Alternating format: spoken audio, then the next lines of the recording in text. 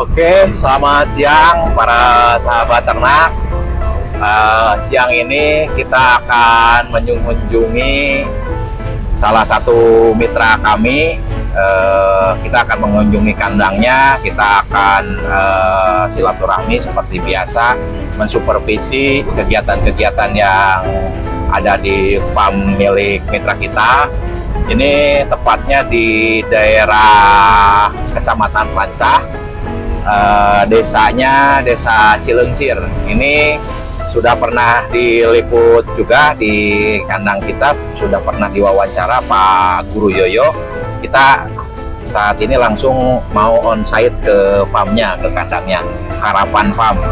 Nanti keseruan-keseruan apa saja, cerita-cerita apa saja yang akan bisa dibagikan dari Pak Guru Yoyo, nanti kita langsung on-site di farmnya Pak Guru Yoyo ya.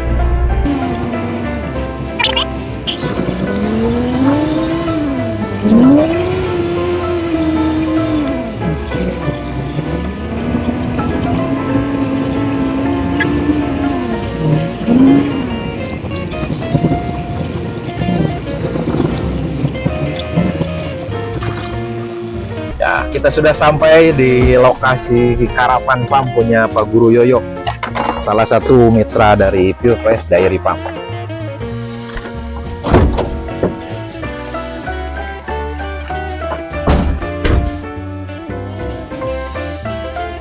Nah, ini kandang pertamanya. Ini tempat berkumpul para anggota mitranya. Nah, mitra kita juga udah punya mitra. Nanti untuk lebih jelas review kandangnya nanti sama ownernya langsung. Ini kandang pertamanya, itu kandang keduanya. Dan ini sudah dilengkapi dengan tempat berkumpul untuk sharing informasi di antara sesama mitra Pure Fresh, dan Pak Guru Yoyo ini sebagai komandannya lah.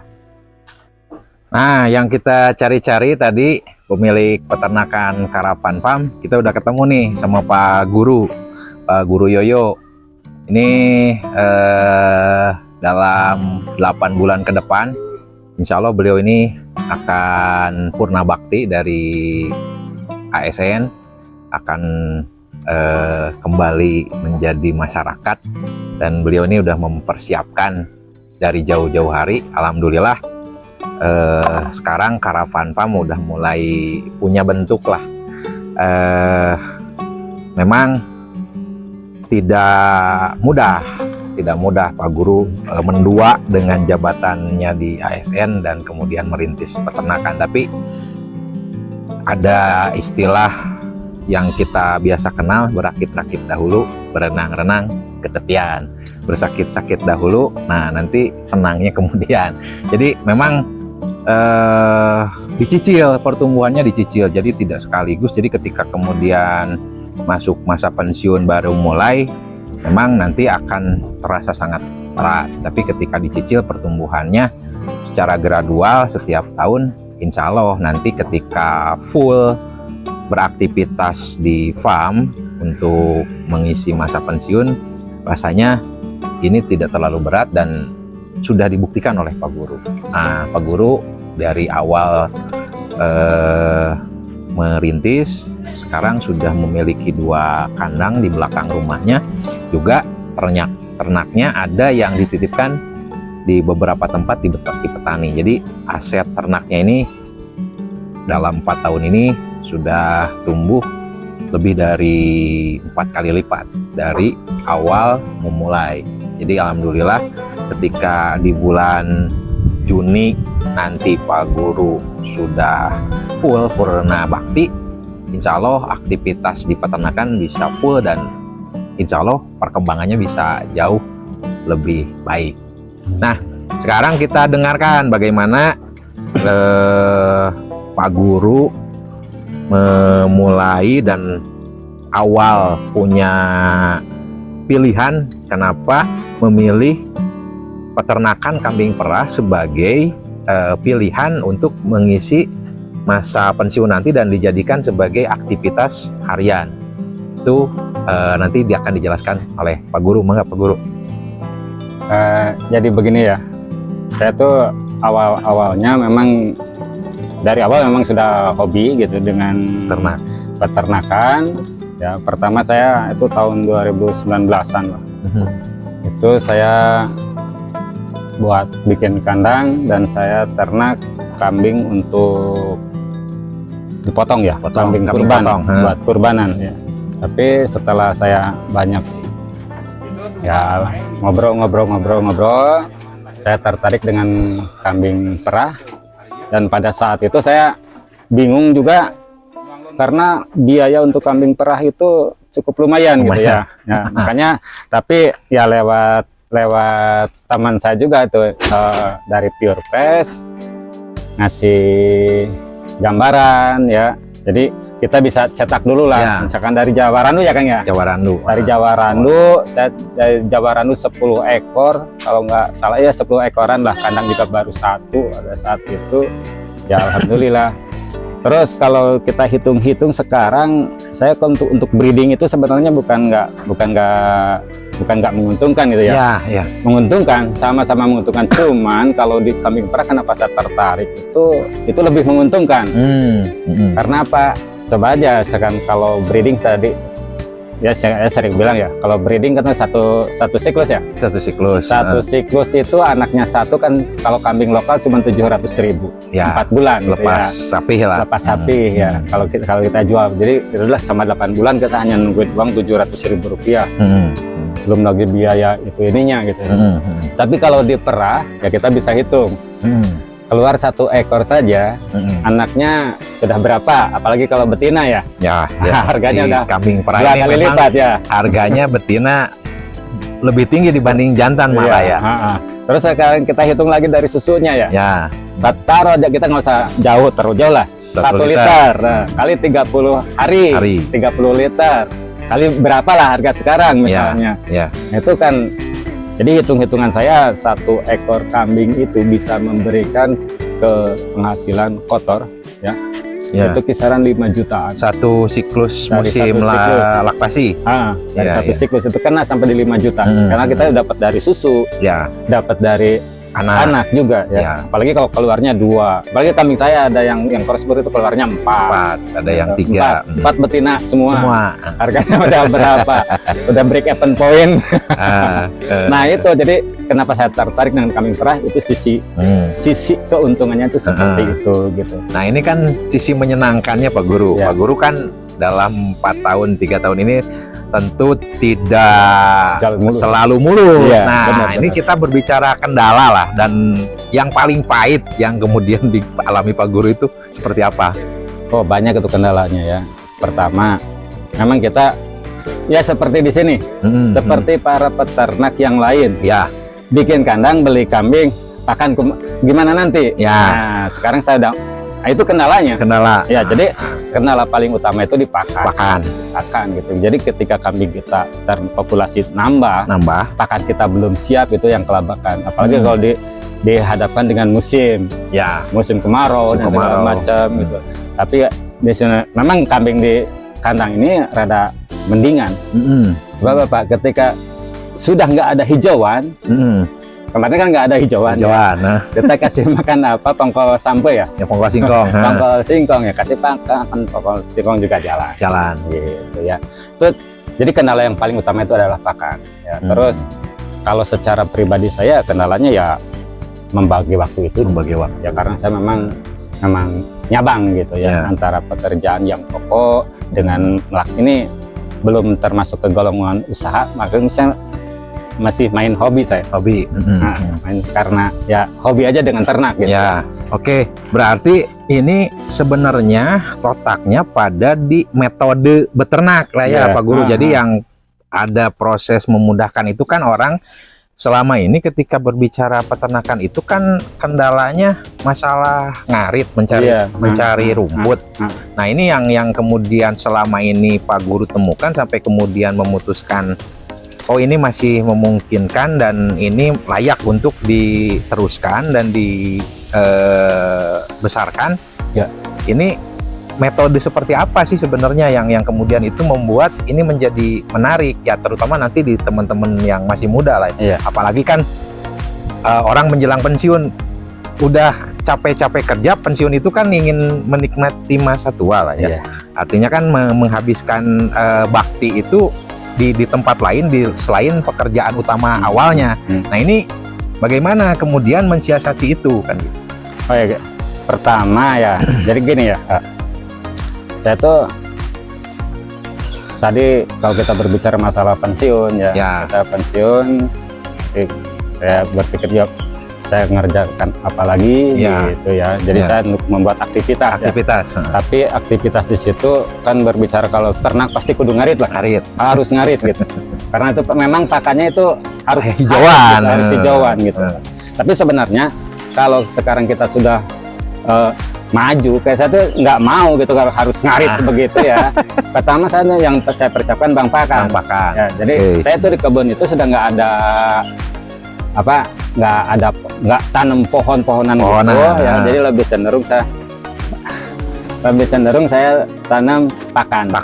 Karena kenapa? Kalau saya tanam, biaya untuk beli pakan itu 1 minggu, taruhlah 1 bulan ya. 1 bulan itu bisa habis 3 juta. 3 juta, 4 juta lah habis ya. Nah, kalau kita punya bank pakan di kebun sendiri, insya Allah itu tertutupi.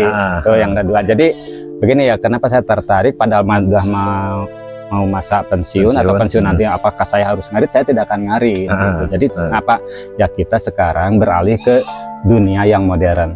Jadi kalau sistem peternakan sudah dikemas dengan sistem modernisasi ya, seperti begini ya, pakan kita kan gunakan silase. Yang bikinnya bulan ini bisa diberikan bulan 3-4 bulan ke depan gitu. Jadi tidak panen pakannya tidak rutin tiap hari. Tidak tiap hari gitu. Jadi nanti kita bisa panen 1 hari untuk berapa bulan ke depan. Gitu Pak. Ya. Jadi untuk mensiasati terus, dan memang zaman sekarang itu harus ke sana. Jadi kalau kita konvensional terus ya kita ripuh terus. Makanya terus pernah juga saya bilang kan, saya tuh yang kenapa saya ngurus ternak begini? Yang pertama kan saya hanya ingin merubah paradigma masyarakat yang memandang bahwa ternak itu atau peternak itu susah, capek dan segala macam, banyak alasannya gitu ya. Tapi sekarang dengan sistem begini kan tidak perlu capek. Ya. Terus ketika banyak kita bisa gunakan karyawan. Otomatis sudah memberikan kemudahan atau meringankan beban pemerintah, karena mau tidak mau kita sudah membuka lapangan pekerjaan. Minimal 1-2 orang itu sudah bisa bekerja di kita. Kita bayar, mereka punya penghasilan gitu ya. Terus yang keduanya, kenapa saya di kampung? Ya memang di kampung gitu, dan di kampung itu harus seperti itu. Kelola peternakan begini. Ya. Merubah mindset. Ya. Para peternak. Ya.